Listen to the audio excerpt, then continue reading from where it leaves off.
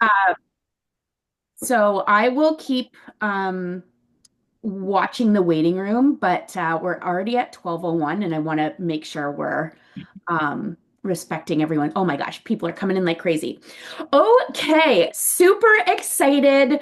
Um, if you've been around for a while, you recognize Susannah's face. She's done this. Is this your third or fourth guest speaker? And I'm not even sure at this I, point. I've lost count, Yeah. but I feel like in your world, because I'm your fractional general counsel. Like I look after you. So I feel like I'm in your world so much. I know, I know. It screws up time. But I just think, and I tell you this truly all the time, and I wish I could tell you more, that and I hope this lands right, but Susannah feels like a secret weapon when I am in I refer to it as an elevated, activated state when we're dealing with things that aren't really sexy and enjoyable. However, it happens to every one of us. And, you just have a way to help me and my emotions, but also really get a handle of the situation and allow me to move forward with confidence.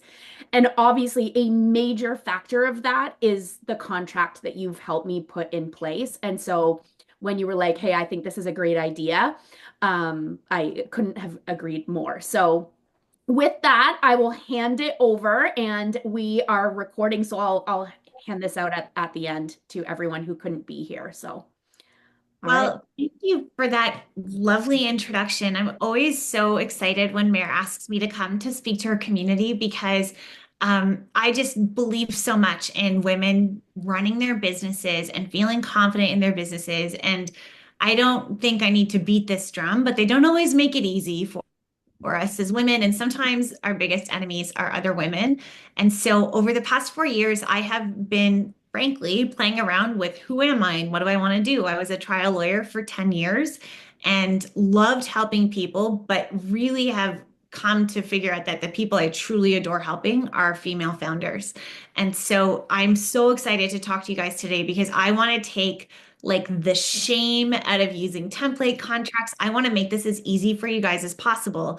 And I hope you can watch the recording or like, because maybe you'll sit down with your contract and you'll be able to go through provision by provision and say, oh, maybe I might want to strengthen this wording. The one area of caution that I will say is anytime you're using a template contract, this is meant to be information. It's not meant to be advice. I will share with you my best tips, but every single business is different. Every single person is different. Every single situation is different. So I would encourage you, if you're not in Ontario, to take the contracts that you're working on and take them to your attorney or your lawyer to make sure that they are good for your business. I am hoping this will save you time and money and bring you peace of mind, though, just going through a contract that I'm working on. So I'm just going to go ahead and share my screen. And I have no problem with you guys copying and pasting what you're seeing from here. I am a big fan of templates. Like I said, a lot of my clients will come to me with a template that they're working with, and I can make it better for them. And it saves them thousands of dollars. And they know at the end of the day, they're having a great contract. So there's no shame in a template. You might even want to take some of my wording, but just like I said, this is not a substitute for having a lawyer actually go through and draft a contract for you. So, one thing, I don't know if you guys are able to chat and maybe Meredith can feed this in, but I just want to know like what keeps you guys up at night when it comes to your business and specifically business worries that you might have? Because if I can help deal with that today, then that's going to be time well spent too. So if you have the opportunity to put some stuff in a chat, I can give you some thoughts on how you can use your contract to get your sleep back. If not, like you can throw it in as we go. The other thing that I want you guys to think about is and this all comes back to your contract, is how do you want your business to work for you? So I'm going to give you a really good example. Yesterday, I was telling Meredith I was taken down with a migraine and I was stressed because I care so much about my clients. And I could see my clients when they work with me. Sometimes I'll work with them on a contract and then they keep me on retainer so they have Slack access to me. So if anything goes down, All they have to do is Slack me. And I had a few Slack messages come in. And the one thing that made me feel so much better was that I have something in my contract that says, I have a business day to respond. So I didn't feel like I was going to lose everybody. They all understand that I sometimes take up to one business day and I don't mess around, but that was really helpful. Bettina says, at the moment, my main legal issue is I have a newsletter and Substack. Now I'm building out my email list to Flowdesk. Is it legal to transfer my Substack email list to Flowdesk? Bettina, is there anything in the Substack terms and conditions that says that you can't? That's the first question. The second question that I have is if people have already agreed to be on your email list, then what we're really talking about is consent to have you market to them. So if they have consented to hear from you, it really shouldn't matter if that's coming from Flowdesk or whatever other options are. And I love Flowdesk. But if they've already given you consent, you should be okay. The only thing is, in the event that Substack has something that says that they own your email list, which would be a red flag for me if they did, because your email list is supposed to be yours. I think you're probably okay to transfer things over. The big thing is just getting permission from people to communicate with them. I know that rule. You also have to have like the unsubscribe option at the bottom of your email list. And I've got to be honest with you, I've had a few people email me recently where definitely did not get my permission and don't have the unsubscribe. And I'm one of those girls where I'm like, I am not above like reporting it as spam. I'm just saying, because I have gone through all of the work. There is a void. What do you mean by a void, Bettina? And feel free to take yourself off mute. Okay, yes, I am mute. Hello, uh, Hi. Susannah. Well, there is nothing. I mean, Okay. the subscribers are mine, Okay. so I can export them to other blog. Oh, but I don't. I see there is like a space that is not clear between a person who subscribes to a newsletter Mhm. that, I talk about certain things, and Flowdesk that is not a blog, is you are selling things you are marketing so that's my doubt. So how I would play this. So first of all, if there's a void, if it's not mentioned, then I don't think, and again, I'm giving you information here, not necessarily advice, but if there's a void, then chances are you're probably okay. I think from a client management perspective, you might just want to let them know, like, hey, you can opt out of these marketing emails and still get my newsletter and I would just say, like, think about the client experience of it and say, and you could even, if you wanted to be super safe, you could even do an opt-in, like use the Flow Desk. I think they've got like a form option. Meredith would be able to tell you way more about this than me, and put it in your Substack newsletter to just say, hey, if you want to find out about some exclusive offers or what I'm up to in my business over and above this newsletter, you can subscribe to my email list. And you can even sweeten the pot and say, if you do that, I'll give you like I don't know, a PDF, something to just add value to make it worth their while. But I would think about it from like a consumer standpoint. I don't think Substack would have a leg to stand on if they tried to prevent you from exporting your contacts, especially where there's a void. That's based on, like, I'm a lawyer, so I have to be a little bit careful. So that's based on the information that I have, but I think you'd probably be okay. And Meredith says you can have multiple opt-ins for whatever you send out, and then you give them the option of what they want to sign up for. Yes. Yeah. Okay, thank you very much, Susannah, and Meredith too, because now I have it clear. I will do that. Good. See that, and Thank that's you. worth it, right? Like that's worth the time being here. Okay, so I also want you guys to think about how you want your business to work for you. So one thing that I talk to a lot of female founders about are timing, like boundaries. I talk a lot about how they want to work with their clients. I talk a lot about like time, like even timings from the standpoint of I've got a project and the project has this timeline on it. I think about what they need their clients to do. So one thing that's so important, even before you go and sit down with an attorney, whether you're sitting down with me or somebody else, is just to think about how you want your business to work for you, because your contract is going to be like exhibit one for that. I think about my contracts as if they are instructions to a board game. I hate board games, but this is a good analogy. Like whenever we have a problem with the board game, first things first, everybody sits down, they're going to play the same game. We open up the instructions to see how it's supposed to be done. And that's what your contract is. And then whenever there's a dispute, like for example, in Monopoly, I haven't played Monopoly. I am so bad at Monopoly. I've like blocked out my Monopoly memories, but let's just say there's a dispute about whether someone's allowed to do something. You flip open the instructions to figure out what's going on. Nobody ever thinks twice about pulling out the instructions, but that's what they're there for. And that is what your contract is there for you to do. So I want to walk you guys through what your contract should have in it and what it should look like, because this is your original onboarding document. Your contract is very powerful. When people look at a contract and when they can tell that you've put a lot of thought into it, there's this underlying vibe of don't mess with me. But when I see a sloppy contract, it just changes my whole approach when I'm dealing with people, and people will take advantage. I'm sorry to tell you that, but they will take advantage. So having a professional looking contract, and I'm going to go through some of these really important provisions, is going to be key. The first thing you want to do with any contract is you want to make sure, and feel free to jump questions in the chat, guys. Like I really want to make this as so helpful for you. So, and I don't take it for granted that you've taken time out of your day to be here. So whatever I can do to help. First thing is you want to make sure you are appropriately identifying who you're dealing with. This is especially important if you are working in the business to business space, because there are some ramifications. Like, for example, if someone is doing business with my business and then my business goes under, I can't be held responsible for whatever's in that contract unless I am also identified as somebody who is a party to that contract.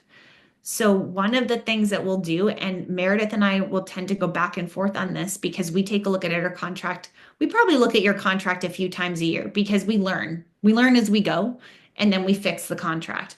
Is who are we dealing with? How do we want that relationship to work? If we're working with a business, do we want to have one person who's responsible for giving us instructions? Is it two people? Like who makes decisions?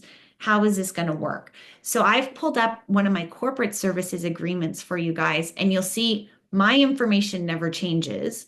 But I've got things like who's the corporate client, who's my representative, what's their role in the organization. And I want to know this because I want to know what kind of decision-making power they have.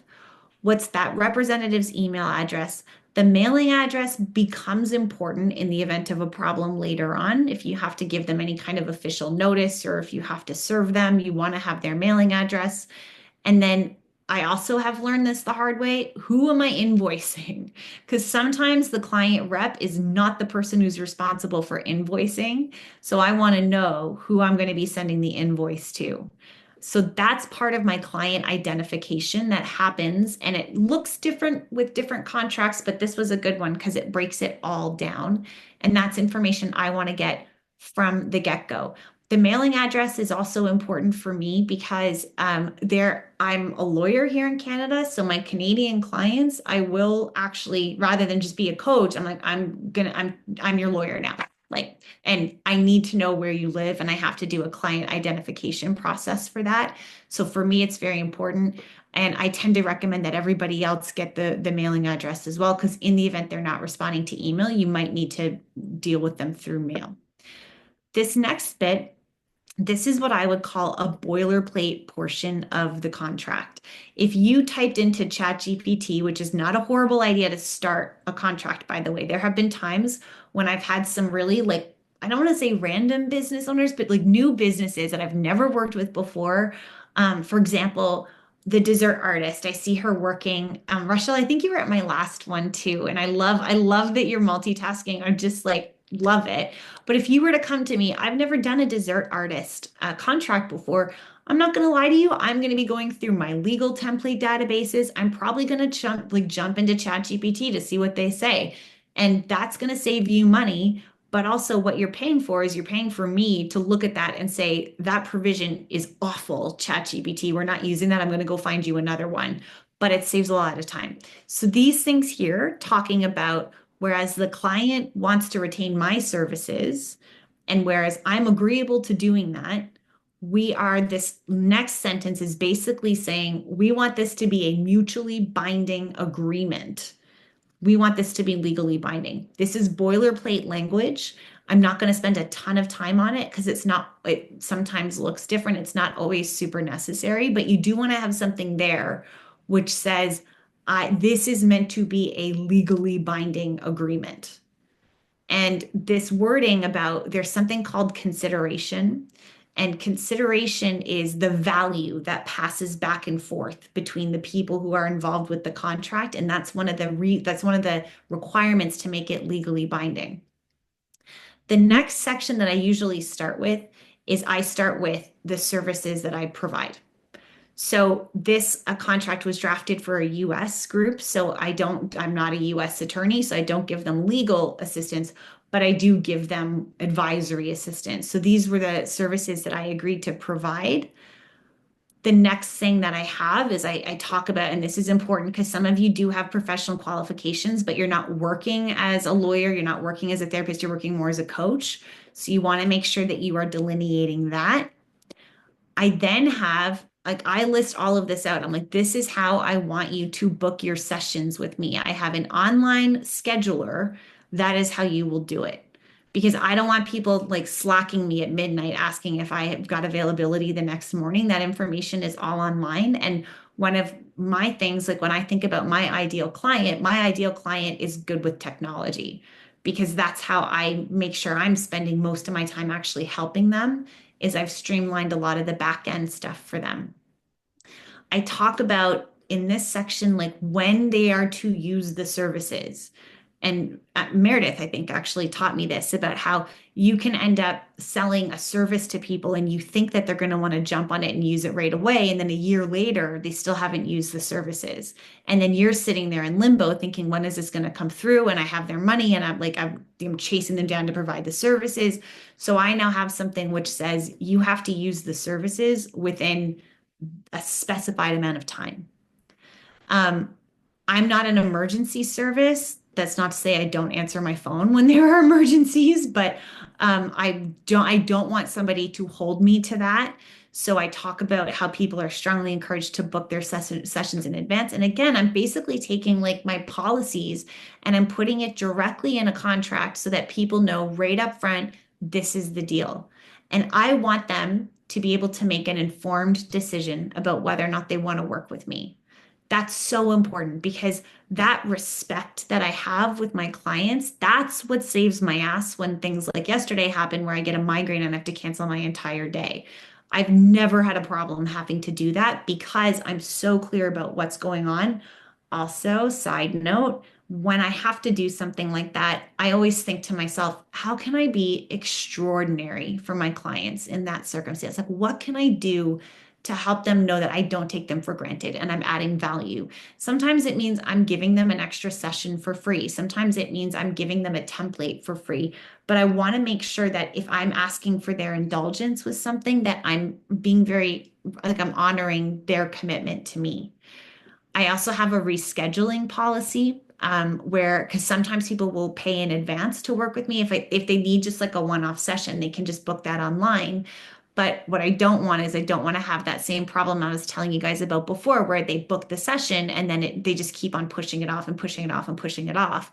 And then I'm sitting there with like, I don't even know what I would call it, but I'm sitting there with a problem on my books because I've got money that they paid and I haven't delivered a service for. So I've got my cancellation policy. I also have my policies about Slack support because I give my clients access to me over Slack. And I put all of that in my contract. I have a question. I call that an open brain. Oh, what do you call an open brain tab? Our Slack? When something's in limbo, kind of like, when are you going to need me? It's sort of like an open tab in my brain, right? So that's why I'm like, I just need to know. Yeah. Yeah, Yeah. it's like a weight on your shoulders a little bit when Totally. that's out in the world, you know? Yeah, totally. And I like to have, like, I'm not going to lie to you guys. This is one of the reasons why I'm good at my job. I'm anxious. I think about risk. I think about everything that can possibly go wrong. And then I think to myself, how can I settle myself down?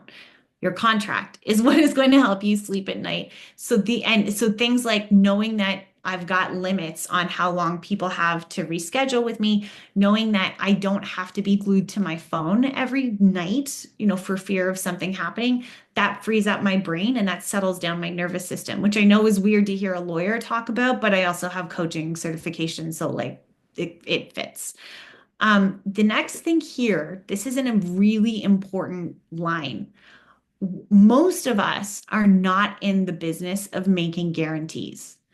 I hesitate to make guarantees because I do work in an area where people are inherently unpredictable.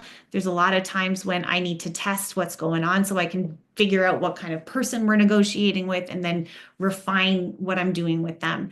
And a lot of you, I think I saw Nikisha signing in. But a lot of you are probably in a similar position where or Meredith's designing a website. She designs a beautiful website, but for whatever reason, the business doesn't take off, and probably through no fault of hers, right? So it's important to be really clear, and you'll notice that I actually have like bolded this, that I can't control everything and I will not make guarantees or promises concerning the outcome of my services. So that's in the first section where I'm talking about this is what I'm going to do for you. And in the services provided section, this is what you will be legally held to task to provide.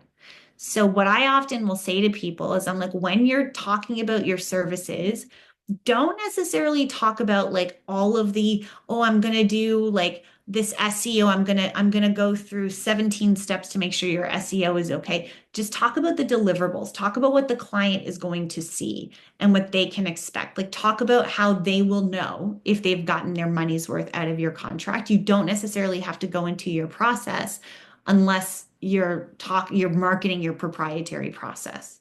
So there is some thought that goes into what you include here. Um, my next step is, fees and expenses. This is important. But I also would have things like in some contracts, I'll even do client obligations. So for example, if you're a designer and you need your client to give you access to the premises so that you can go and do your measurements, so you can design and do the decorating, that is going to go in your next section, which is client obligations. What do you need from them? I was doing some work with a company where I needed to be able to speak to several different people on the team to find out what was going on. There was some dysfunction. I needed to fix it. And the team members were never available. So I was like, shit, I can't deliver on this project. So one of my new client obligations, which is I don't think it's in this one, but it might be, was you need to make your team available to me because this is important for me to be able to do my job. So you want to think about stuff like that too, and always use your contract should evolve with you. Don't ever give yourself shit for not thinking of something because there's going to be things that you just will never know. Like you will be surprised sometimes at the crap people will pull. And it doesn't mean there's anything wrong with your business. It doesn't even mean there's anything wrong with the client. Just sometimes there's these misunderstandings and you're like, I did not think of that. And I'm going to put that in my contract. No shame. There's no room for shame when I'm working with people with stuff like this. That's one of the reasons why I have the retainer packages I do so that they can come and talk to me and I'm like, yeah, I'm going to fix it. I'm on it. Fees and expenses. Okay, this is an old contract, but I basically got my fees and expenses here. And I was working with a US company, so I was charging them US dollars. But there's a few things that you can think about here. So one of them is, are you being paid on an hourly basis? Are you being paid at different junctures in your project? Are you getting paid like are you charging like a flat rate fee? How do you want to run that? And a lot of us now, I mean, I think most of us, if we're in Mayor's World, we're running our practices on Dubsado, and Dubsado has various different ways of handling that with a payment plan and that type of thing. Here I was doing, this is a few years ago, so I was doing some work and I would track my time and then I would invoice the client monthly. But I wanted to be very clear about how that was going to work. Like, this is my hourly rate and I'm going to track time spent and then I'm going to invoice you. And the payment is due within 2 business days of receipt. Now, my contracts say that they have to enroll in auto pay just to solve that because a lot of us are busy. I've got a line here about the currency of how I want to charge my clients. P.S. I have now moved everything back to Canadian dollars because I'm very proud to be Canadian. So, yeah, all of my, even when I'm dealing with American clients now, I'm like, no, it's Canadian. I have things about expenses. So if I need to travel anywhere, they need to reimburse me for that. Um, this is the part, this is like the money part here. What do you do if the person doesn't pay your invoice? One of the things that I do in my business is I ask for payment upfront. And so they have to pay me if we're on a monthly retainer, I'm getting the monthly retainer upfront. If they're booking a one-off session with me, I'm getting paid upfront. That's deliberate because some of my clients are from all kinds of different parts of the world, and this is just the reality of the situation. It's really hard to chase somebody down if they are in a jurisdiction that is not reciprocal to Canada. And it's just, I'll be totally honest with you guys, we're really blessed to have a wonderful court system, but you get an order that someone has to pay you, and you still have to go through steps to enforce that. It's not as simple as getting an order and someone just suddenly paying up. Some people will, but a lot of people won't. I see for new folks here, one question. Yes, what keeps you up at night? Yeah, so tell me what's keeping you up at night so I can fix it for you guys, because I want to make sure you guys leave this saying that was the best use of my time today, was hanging out with Meredith and her friend Susannah. I have how payment shall be made. I've got my refund policy here. I spend a lot of time going through my contracts with my clients for 2 reasons. The first one is I'm a lawyer and most of them aren't. So there's a bit of a power imbalance, and I want to make sure I'm balancing that out. So I will often send a video to my clients telling them what's in the contract. I give them lots of opportunities to talk to me about it. And I will bring their attention to things like refunds for services that I've already given you are not available. I like to be really reasonable. Like, I'm relationship over transaction kind of a person, and that's why my retention rate is insane, because clients know I care about them. But if I give somebody a session, and then they come back and they want a refund from the session, that's just not how my business works. It's not like I can like replace a product with something else. So I want them to be aware of that right off the bat. I've got something here that protects me against scope creep. So this happens a lot. I was just talking to somebody else the other day who's dealing with scope creep. And so I'm very clear that the services I am legally required to provide are up in that section 1. And if you want anything else, no problem. Your line, though, is going to be, I'd be happy to help you with that. Our usual fee for this additional service is X. Please let me know if you would like to proceed in writing, like respond to this email, and I will add that amount to your next invoice. But you want to get them in writing saying yes, and you want to prevent yourself from wanting to be like, yes, of course I can. I'm gonna over deliver, because you probably already are. Most of you are probably slightly undercharging. You're probably already over delivering. So if they're asking you for more, all you need to say is, I would be delighted to help you with that. Our usual fee for this service is X. Please respond to this email and let me know if you'd like to proceed, and I will add that amount to your next invoice. Great line. Okay, I'm so glad. And you know what? I actually, on my Instagram, it's in my feed, it's probably a little bit of ways down, but I've got that language there for you on my Instagram, because it's something that I see a lot, and it's like, it pisses me off to no end, because I think, to be honest, men are probably better at that boundary than we are. And our biggest problem is, well, what do we say? So I put it online for you guys. Sales tax. What we want to do is we want to make sure that everybody's responsible for their own tax. So any harmonized sales tax, anything like that, if if you're working in Ontario, there's obviously we've got our sales tax. If you've got clients from other jurisdictions, I know Stripe will do an automatic calculation for sales tax. Not as simple if you're using it through Dubsado, but just pay attention to that. Your accountant can help you. But I don't want them to think that they're responsible for any of my tax obligations, but they still have to pay the harmonized sales tax. So I've got a line in there which talks about who pays for what.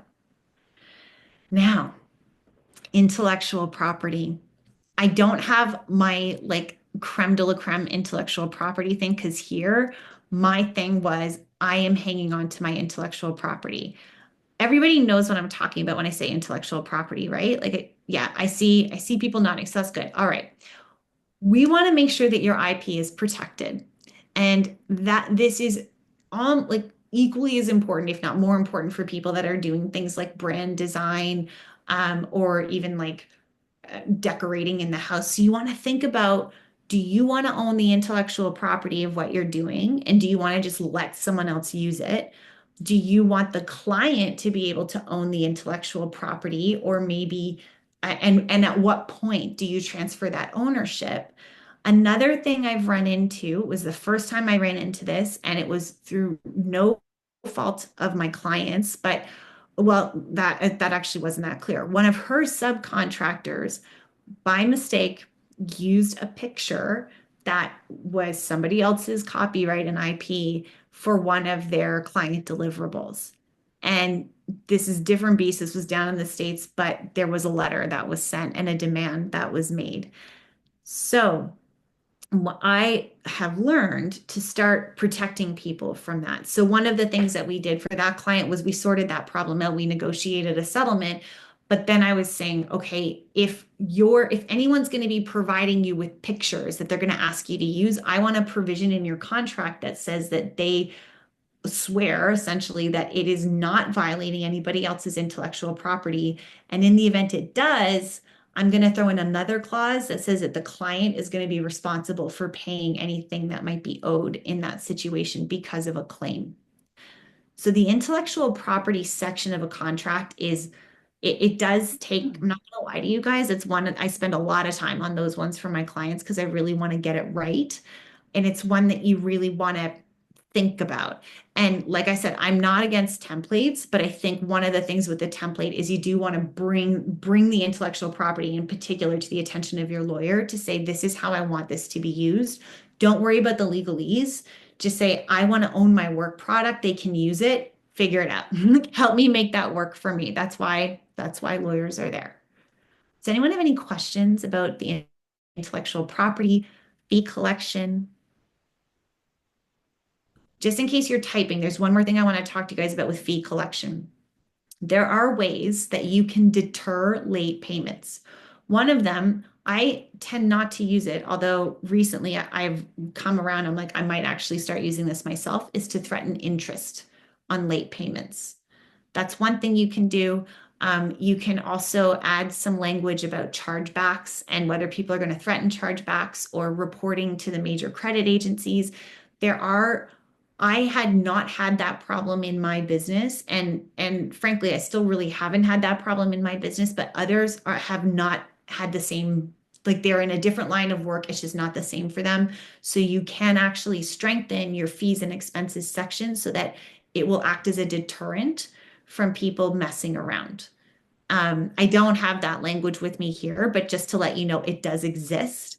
And if you are having problems with people paying invoices, first thing is, if it's okay for me to plug my services, one of the things that I do is I give people email templates that they can use to chase that stuff down, and they work.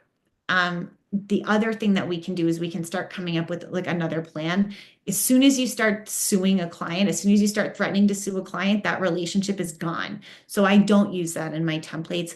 I'm very soft in my templates, and I'm kind of appealing to the good side of their brain and wanting them to be the hero of their story and all that stuff. But there are ways that we can go about helping you get those payments. The best protection is getting payment in advance. And sometimes it might be if you've got somebody who doesn't want to pay the full thing, you give a little bit and then you work for what you've been paid to do, and then the work stops until they pay you again. Does that make sense? Okay, confidentiality. I obviously work in a business where confidentiality is incredibly important. There will be times when people are going to give you trade secrets. For example, they might ask you to sign a non-disclosure. I like to incorporate that into my contracts just in general because that's what works for my business. One thing with your confidentiality clauses is you do want to make sure that you've got some leeway. So you'll see here in my section 4.4 that I have said there are a few things that are not confidential information, like information that I got from reading Apple News, for example, which wasn't something that I leaked. That's not confidential information. I wanted to give myself the permission to like in the event that I was ordered to disclose confidential information, that's something that I needed to be protected on. So it's one thing just to say everyone's going to keep their stuff to themselves, but you do also need to think about, well, hang on, there may be some situations where it's not actually confidential, and I don't want to get in trouble if I have to disclose that for some reason. But a lot of people do like confidentiality clauses. I, in certain cases, depending on the retainer that I'm brought in on, sometimes I'll make it mutual. So it's not just me who's required to keep the confidential information. And that's something you want to think about. Like, always think about the client experience and what they're going to be thinking as they're signing this contract. I had a client send me a post to add to their social media of a promo flyer, and they had their local printing company basically pull apart my PDF and then just change the info. They didn't even bother changing the date on it. Okay, I have a clause for that. I'd have to find it for you, but there is a clause which basically says that you can't do that. And that also has to do with the intellectual property. And there, I mean, that you could say that like I'd have to look at your contract. Is it Lucia? Is that how I say your name? Lucia? Yeah, okay. Um, I'd have to look at your contract, Lucia, to see what it says. But there are ways that you can have it so that you can actually chase them for a charge if they're going to do that. That's I'm really sorry that happened to you, and that probably felt like a theft of your work. Um, so yeah, we could just take one on the chin and learn from it. So all okay. I love that attitude. I love that perspective. Um, Again, like I don't want you to feel like what you're doing right now is not sufficient, but if you did want to take a look and strengthen that provision, we can talk about that for you because that would have been infuriating. That would have been infuriating.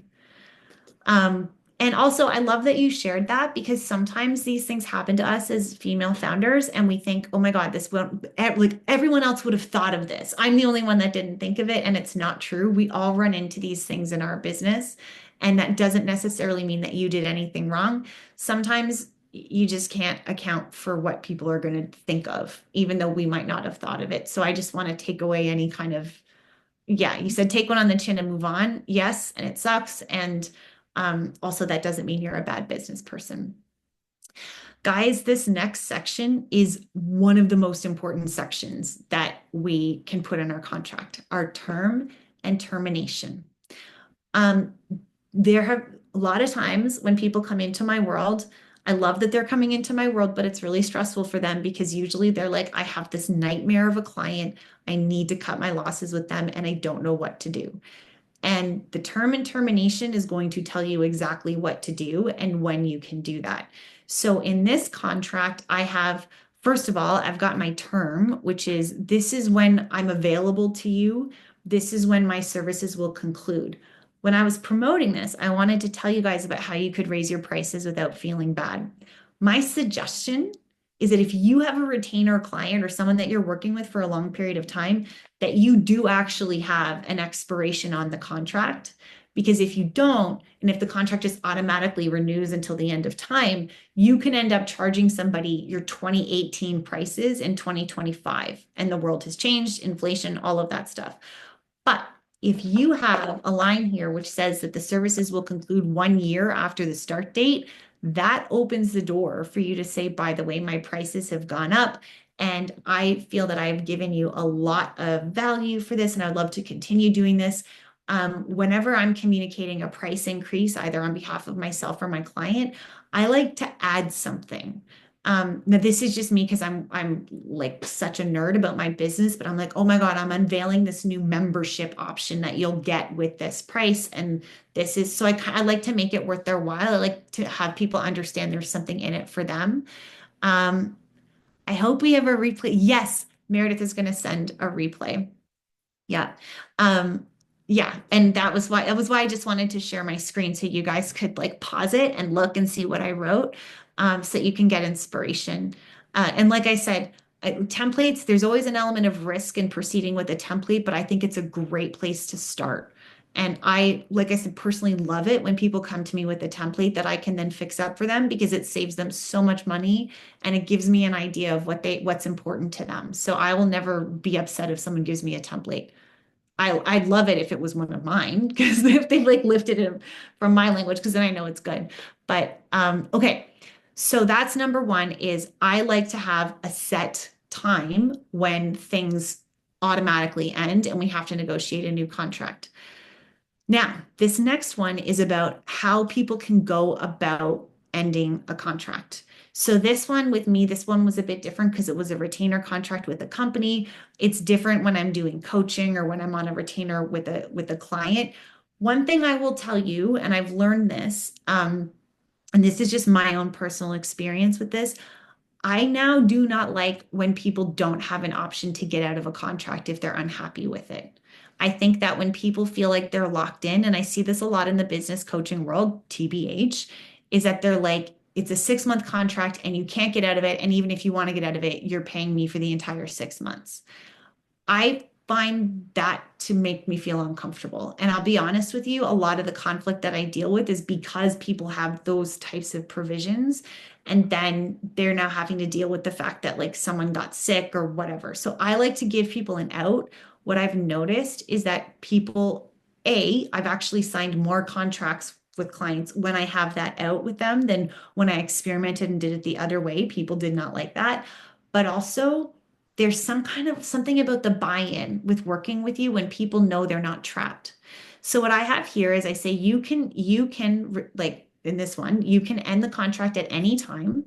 Sometimes people like to have a notice period. So for my retainer clients, for example, where we're basically going month to month, I will sometimes ask for a 3 month commitment upfront just because I tend to give them a deal if they're working with me on a retainer basis. But then after that, they 30 days notice and we can walk away. So I like to think about a notice period. In this case, I didn't really need a notice period with these guys. Like I've had a long enough relationship with them, I was fine. But because they don't have a notice period, what I've basically said is if you do end the contract and I've been keeping track of my time, you still owe me for the work I've done that you haven't paid for yet up until the time that you gave me the notice. And then I had what my hourly rate was. And again, I had it in US. I'd like to confirm because I know most of us are Canadian. I'm now strictly Canadian funds. And that's another thing I tell my clients is you have to look at the political climate. And sometimes you need to make sure that your contracts are reflective of what people are going through when they're making a decision to sign. I also have the right to terminate the representation or the work for good cause. Because I'm a lawyer, I've got a few things that I would need to terminate for as a lawyer. I was doing some coaching here, so I had reasons, like I had ethical reasons that I would bow out of a coaching agreement. So you're also going to want to think about that. Like, in what cases would you want to have the ability to fire a client? Like, no questions asked. And sometimes you have to think back to like, I had this problem before, and it would have been really nice if I could have just been like, you know what, we're done. But then the one thing I will say is it's very nice to have an offboarding process for that. So when I work with my business owners and there have been times we've had to part ways with clients, one of my first questions is always, what can they expect next? Like if you're building a website for them, what can they expect next? How can we offboard them so that they don't feel like they've just been left in the lurch? And even if they do feel like they've been left in the lurch, how can we offboard them so that in the event we need to go and deal with this later on, you look amazing? And sometimes offboarding a client can take a lot of time, but that is what's going to give you leverage in negotiations. So we spend a lot of time thinking about that. And my general rule of thumb and my conflict strategy thing is if you can look like you are the better person in the room or not the asshole, then you're going to come out better. It's going to be better for you from a business standpoint. It's going to be better for you from a legal standpoint. So what we want to do, and I do read the "Am I the asshole" things on Reddit from time to time. We want to make sure you are never the asshole. So we want to think about what that looks like so that in the event you're in this state of this client is making me want to lose my mind, you already have a process in place that will help you sleep at night. This independent contractor, this is a boilerplate thing, but if you're not being employed, you do want to make sure that you've got something in here which talks about your relationship as not being an employee and not having a partnership or a joint venture. That's important in the event that you've got somebody who's acting like a total jerk to other people. You don't want to be lumped in with that. So this is going to protect you. Representation and warranties is also important. One of the things that can happen is people can sign, I've seen this happen, not recently, but people will sign contracts. Then they'll be like, oh, but I didn't have the authority to bind the company, or I didn't want this to be a legally binding. I see Rochelle nodding. I didn't want this to be a legally binding agreement. This provision is helpful for that. Now, because I was doing B2B, I'm talking a lot about corporate power and authority to enter into the agreement, but you do want something in there which says, yes, I am able to be bound by this and I am intending to be bound by this. And when I sign this, this will be legal, valid, and binding on each of us. The next, oh, I see a question. I love the questions.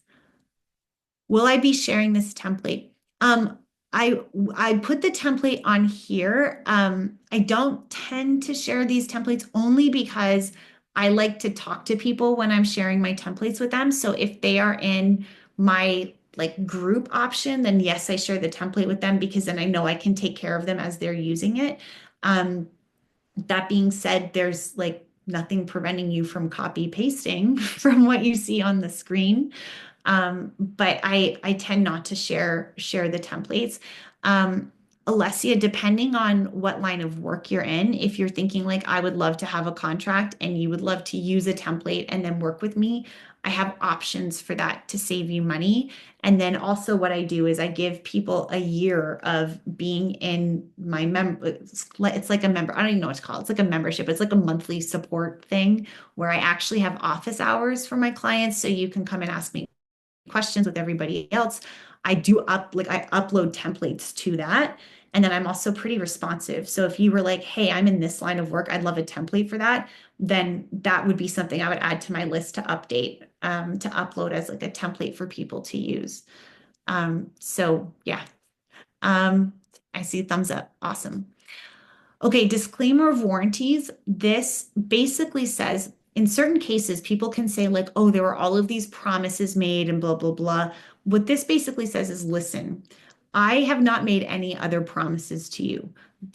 I am disclaiming any other promises that I have made. What I am doing is I'm promising to provide you what's in this contract. But if there was some kind of like implied promise out there that you're relying on, don't do that. I want you to rely on what's in this contract.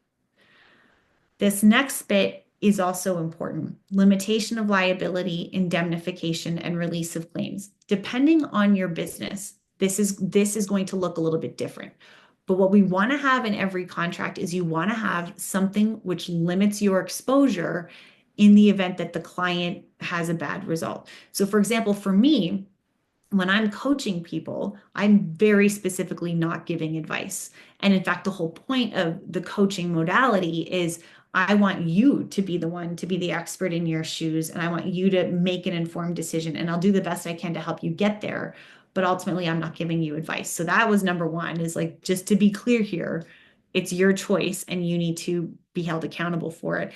And then I have something here which basically says that they can't sue me. And I also have them acknowledge, oopsie, what did I just do? I also have them acknowledge, like I have an initial section, my contracts in Dubsado, where I have them initial that listen, like I can't be sued for what, like the coaching that I'm giving you right now, which is pretty standard with a lot of coaching. And again, the point is that people are taking their own responsibility. The survival, I realize this is legalese and totally dry, but this is also what's going to help you sleep at night. There are certain terms of a contract that you want people to still obey even after your work together is done.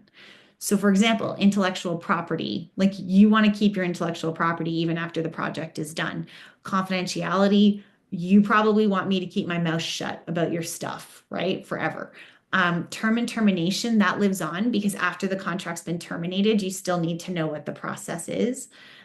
Disclaimer of warranties is another one, the limitation of liabilities. So having something in here which basically says there are certain provisions which are not meant to end as soon as the contract's done and they need to live on, that will protect you. So it's a survival clause.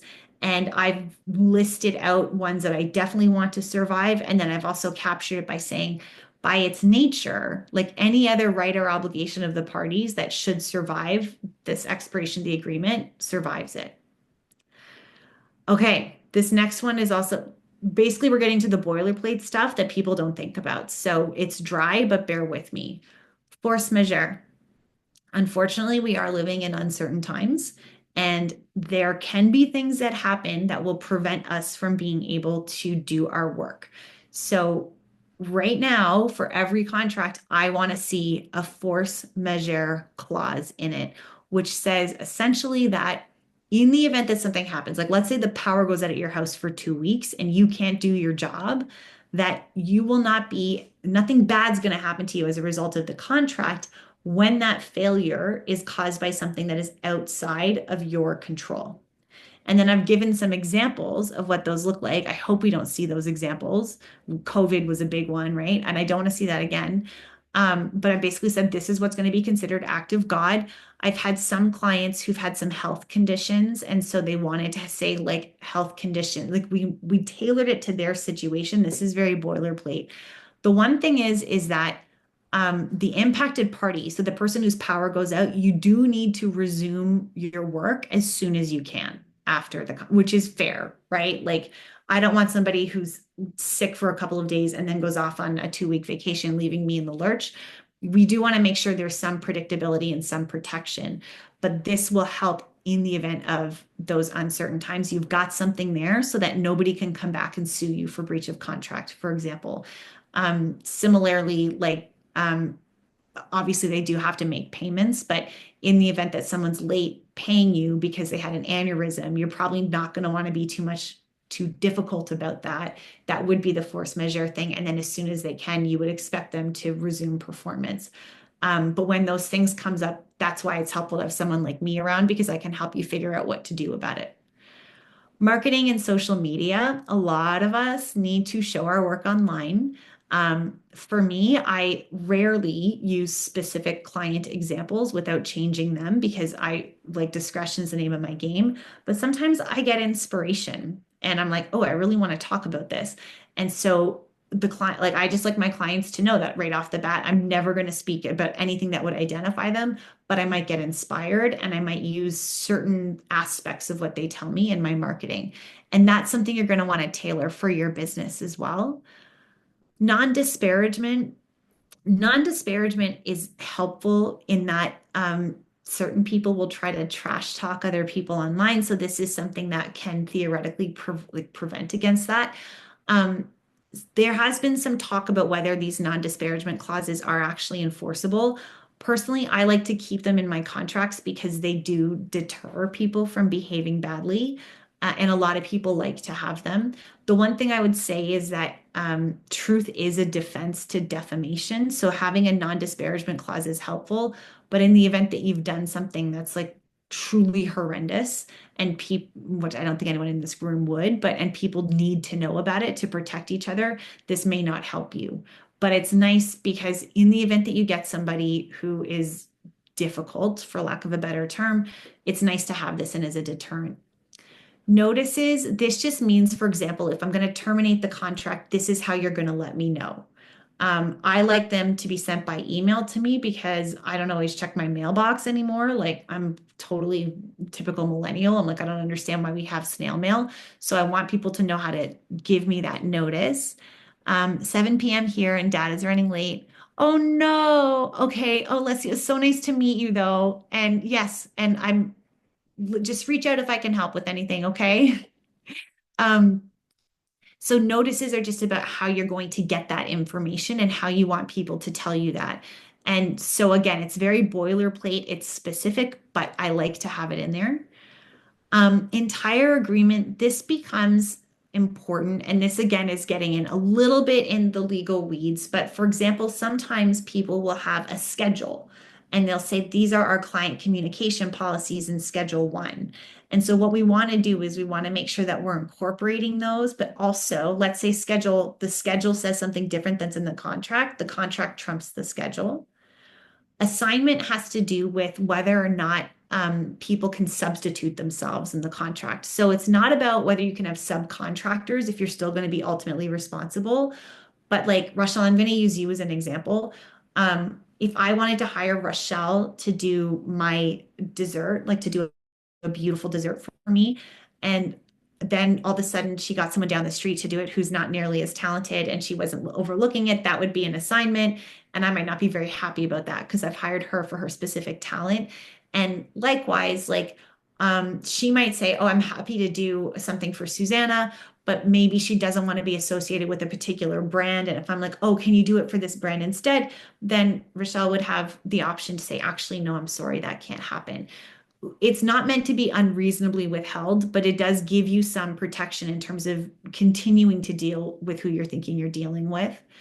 The no third party beneficiaries, that has to do more with like money laundering and that kind of thing. So again, it's about knowing who you're dealing with. Successors and assigns. So let's say that something happens, or oh, let's say you decide you're going to sell your business and you've got this ongoing contract with me, then basically this contract will live on. And if you're selling your business, you have to tell the other business that they have this contract with me that then we can go back and renegotiate. Amendments and modifications. So this basically means that you can't change the contract unless it's in writing. And looking into updating some of my processor spring. Do you recommend getting my Dubsado cleaned up first so contracts could be dropped into place? Okay, so Tammy's just asking, she's going to have a few contracts created as well as updating workflows and templates in Dubsado. I think this might be a chicken and egg situation, Tammy. Sometimes people will notice that when they come to me to talk about their contracts, we end up actually going through and they update their workflows at the same time because they think of things that they might not have thought of. I also think you could do it the other way where you have your workflows, you know exactly how things are supposed to go, and then you could come and get the contracts updated. Something I would recommend, and actually Meredith gave me this idea, is if you can have a master contract, especially because you're using Dubsado, and then incorporate the packages in with your Dubsado, that might actually, yes, smart fields are very helpful. So that might be something that you can do. So I think it's a chicken and egg thing, to be honest with you. I don't think you can go wrong. I think the key thing is understanding your client journey and how you want your business to work for you. There's a couple more provisions I just want to run with you guys super quickly. This waiver permission, or provision, this is the one, like if you tell a client it's okay that you're going to be 3 days late paying me this time, they can't use that against you later on. This is the provision that will help make sure that your kindness is not taken advantage of. So basically, it's just saying you can be nice, but it's not going to be held against you. Severability is also, sometimes there are certain, like we've actually seen this a lot recently with non-competes in employment law contracts, where they're not always enforceable. And in fact, I think we've moved to not have them be enforceable in Ontario. So in the event that you've got a contract, that you've got a provision that suddenly people have been like, ooh, we're not allowing those anymore. This just means that the rest of the contract can still work. It's not completely null and void. Your governing law and choice of forum, in the event that there's a dispute, and we didn't talk about dispute resolution, that might be another topic I come back to talk to you guys about. If you are based in Ontario, you want your contracts to be based in Ontario, but just give some thought as to what jurisdiction you want governing your contract. I'm going to leave it there for now because I've just basically given you guys, like I've had you drinking from the fire hose with contract stuff, and I've just given you a ton of information.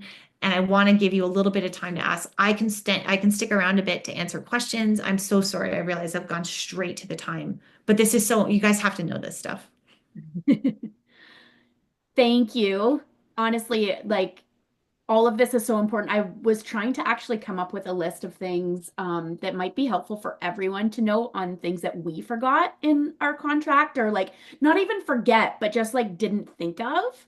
Yeah, we didn't know people. We didn't know people were gonna. You don't know what you don't know in a lot of situations. And so to be honest, I was kind of struggling forgetting. But one thing that came up was we had a situation where the person I was in an agreement with um, fell ill and appointed her husband. And all of a sudden, I had a totally new main point of contact. And he didn't agree with what his wife had set out to do. And I didn't have anything in my contract that that couldn't happen. So it was a really sticky situation because he was like, well, I don't even like the branding you guys did. I don't agree with this. And I was like, I don't even know what to say. You're not my client. Like this was already approved. So that I forget what we called it, like client signature and kind of a transfer. Like a client representative. We made Yeah, it up. We had a yeah, client representative. we made Um, it. and just to make it work, because like honestly, guys, like like I like my contracts to be clear. I like people to understand what they're signing. And sometimes when situations like that come up, you're not going to find a precedent for that. So it's just like, okay, here's what we want to protect against. How do we make it happen? And I know for you, we were like, all right, well, if anyone's going to go back on shit that's already been approved, then they're going to have to pay for it again. Like they're asking for the service again. And yeah, but that was something we added in because I don't think you had encountered that in like Yeah. at all. So, and it And was unique, but I still use it in the sense because a lot of the time, like I just had a similar situation where it could have played out this way in the sense that it was somebody's like executive assistant booking on their behalf. And so I don't know any of this, right? So I'm having the call and all of a sudden they're not the decision maker. And so knowing like who's who and yeah, having the right person sign and all of that was really important. You kind of touched on this too, but the payment schedule and really refining that within the contract was something that you and I worked together on. And this is very specific to Dubsado. And if you have no idea what we're talking about, I apologize. But those smart fields were incredibly important so that I did just have the one master contract and was able to do that. Was there anything else that you remember? so I think the representative thing was big. Oh, we had also, so we had talked about that I did touch on this about getting paid before you were actually going to put the Yes. work in. Yes. Uh, and not that, I mean, it's got pros and cons because sometimes you're sitting there on the money and no one like they haven't actually approved it yet, but you at least know you're getting paid in advance. Yes. And that I think is really important. So we played around with that. We also played around a little bit with client obligations with you Yes. and because you've got a really good onboarding process and that people think a lot about things. So we've actually done a lot. Like for you, like we use video now to help people walk through your process. Like there's a lot of stuff that you've incorporated, like you're clicking off that you've read this and you're happy with this, like just to really keep people engaged. And that's like I think that's become even more important in a digital world where you want people to just be thinking about things even if you're not sitting there talking to them about it. Yeah. Yeah, for sure. Um, I think even some language, if anyone else is in sort of the creative field, it can be hard when somebody is maybe dissatisfied or like they think something should be done one way and it could be subjective. So I know we've played with some language, Yeah. work completed, whether it's to the satisfaction of them or not, but it's more to aligning with industry standards versus their standards, if that makes sense. Yeah. Yeah. And we've used things like reasonable industry standards. Yeah. We've also put in like the number of revisions that people get. And yeah, like and we've really I think we've tried to clean it up a lot. But like I said, we look at your contract numerous times a year because as your company grows, you're gonna be discovering that different people are going to come through the door and you're going to have situations that you did not anticipate. I have them, yeah, I would say maybe four big situations a year, right? Maybe couple little ones. And then but every time we look at the contract. Yeah, we fix it, we look at the contract. Fill that hole. Yeah. Yeah, exactly. Exactly. So guys, I'm around. I'm on Instagram and I'm always happy to help. I'm always happy to chat. So feel free to reach out. And like I said, I've tried to make my systems work for small business owners and that I totally endorse the use of templates. I try to be available for people. I have weekly office hours for my clients. And yeah, I think if there's anything I can help you guys with, don't hesitate to reach out. Oh, and I just see Bettina saying it is so important to be careful with the result we promise in the yeah, absolutely. It's so important because whatever you're promising, that's what you're legally bound to provide. So just make sure that you're focusing on deliverables and what the client can expect to see. Yeah. Thank you once again, Susannah. Pleasure. My pleasure. I hope this was helpful and hopefully I'll see you guys all again next year for another another Yeah, absolutely. guys. I'll put the recording together and we'll all talk soon. Okay. Take care. Bye. Bye.